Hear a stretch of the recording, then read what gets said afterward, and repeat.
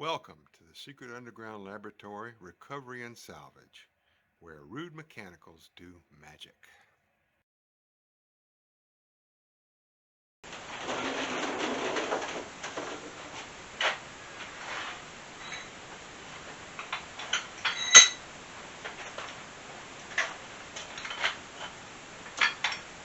Hello, I'm Bronze Age, Director of the Secret Underground Laboratory, and today I've decided it's finally time to do something with this leg vise. Now what makes this a leg vise is of course the leg, which stands on the ground. And unlike the common bench vise, now if you need to hold something still while you hammer on it, what you need is a leg vise. Because what happens here is all the force of the hammer goes down this leg and down to the floor where you hope you've got a good foundation. This kind of vise is most commonly found in blacksmith shops because those are the guys that basically hammer on stuff for a living.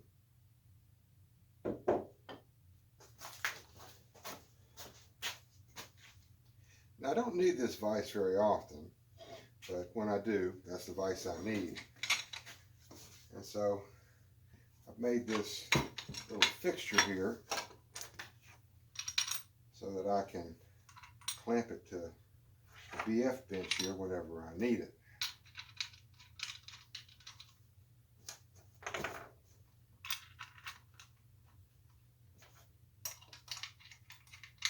And with this square hole here, bring it up here, and a cool little custom-made wedge.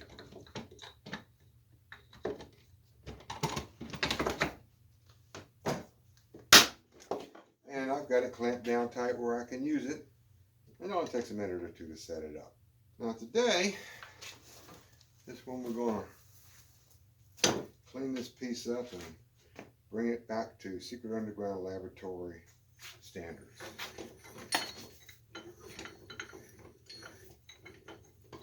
It's really a simple machine, simple device. Large Acme screw threads here with this nut, a bearing surface, washer, bushing, whatever you want to call it, with another one on this end.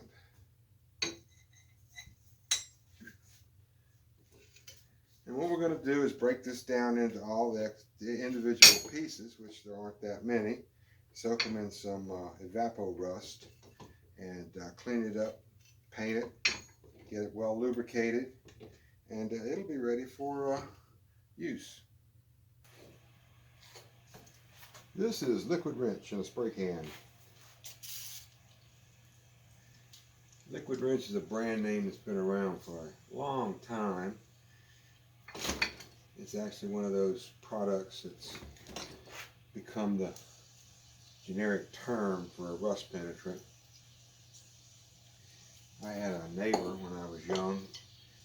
No matter what kind of job he took on, fixing a lawnmower, working on his car, anything like that, it was all the same. It took him another day, longer than anybody else, because he didn't believe in putting a wrench to a bolt if it hadn't soaked in liquid wrench for at least 24 hours.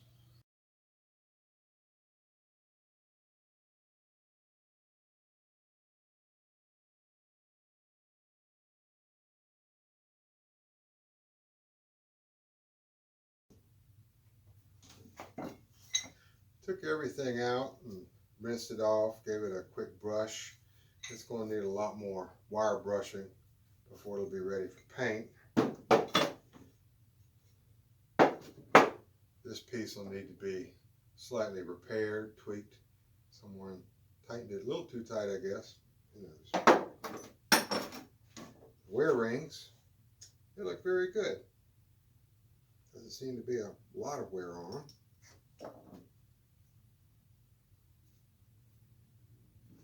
There's even a name or a number on here. I can't read it right now, but we'll see what it comes out once It's wire brushed.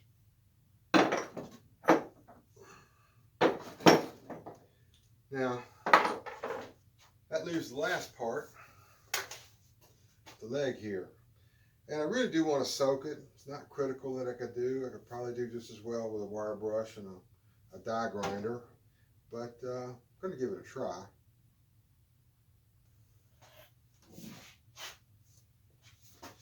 Now, I don't have a tank big enough to soak the leg in, but I do have a 6-inch pipe. Got it sitting in this tub, which is the emergency catch if anything leaks, and a drum liner. I'm counting on it to be our waterproof membrane to hold everything in.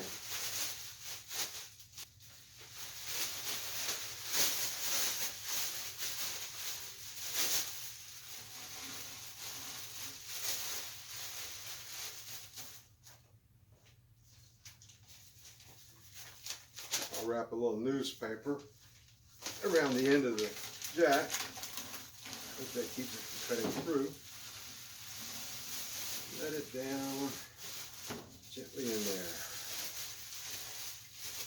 That looks good. Now I'll find out how much evapor rust we've got left. Well, we had enough to cover the top of it at least.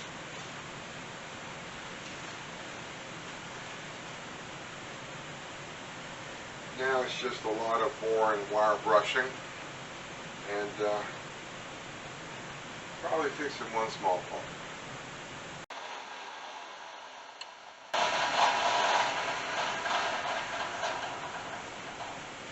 Okay, the writing is clear. This is a Columbian vise.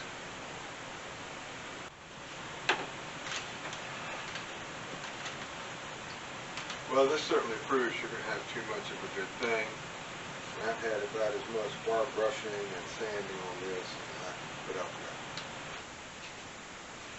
Everything is painted, ready to put back together.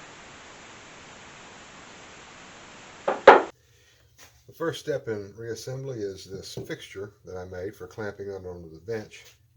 It's going to hold it in with the dog holes. I've got this wedge which has 2 steps. The first step is to keep me from driving it down into the dog hole so tight I can't get it out. And then there's a wedge on the back side. And it just simply goes down there. And then I've got the steps on the top so it's easy to take out.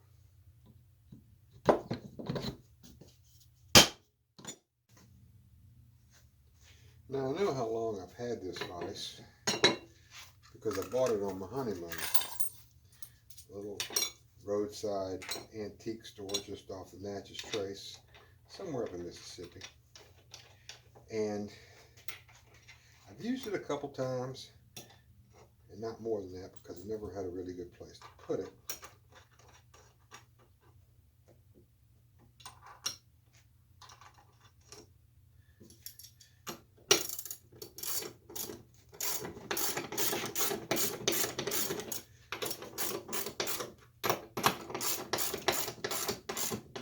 Now with this setup, which I'm hoping will serve when I need a vise that I can hammer something on,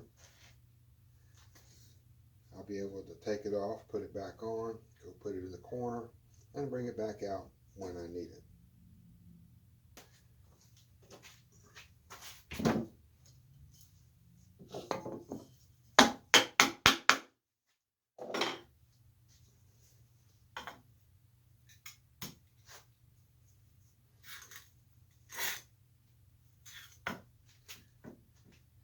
I heated this up slightly with a torch and managed to get it straight, at least straighter than it was, and chase it with a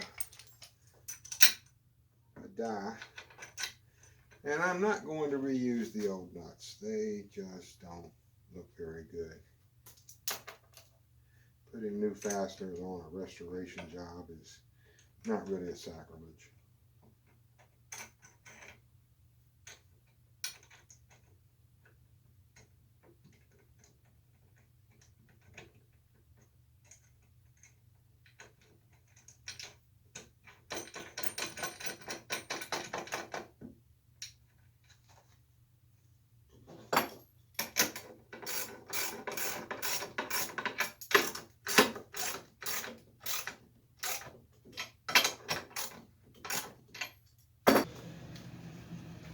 Now this bolt will get reused.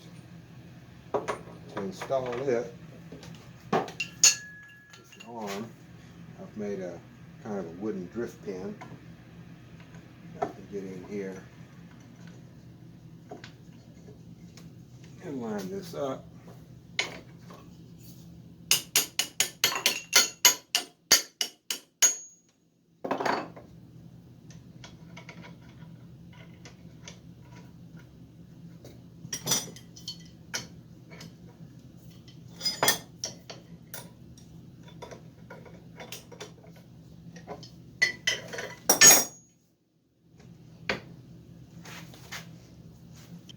For the time being, the lubrication on the pressure surfaces is just going to be this 3-in-1 machine oil.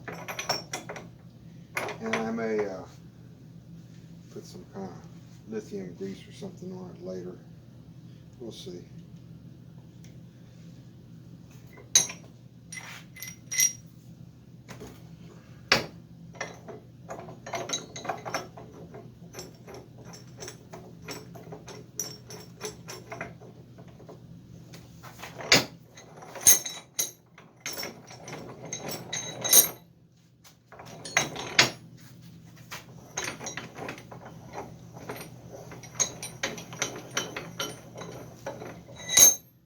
I've seen some vices like this that had springs which pushed them open. I don't see any sign that this one ever had a spring. If that becomes an issue, I can always add one.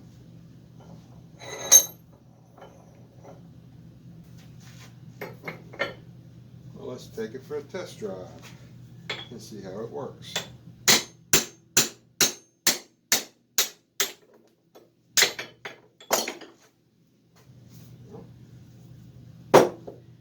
That's using the vise for what it's intended to be used for. For 30 years of waiting on the bench, the leg vise is now on the first string. So, this is Bronze Age for the Secret Underground Laboratory. I thank you for watching this video. Appreciate it if you would like and subscribe. Any comments or questions, put them in the comments down there. You know where they are. Be happy to answer them. I do respond to everybody.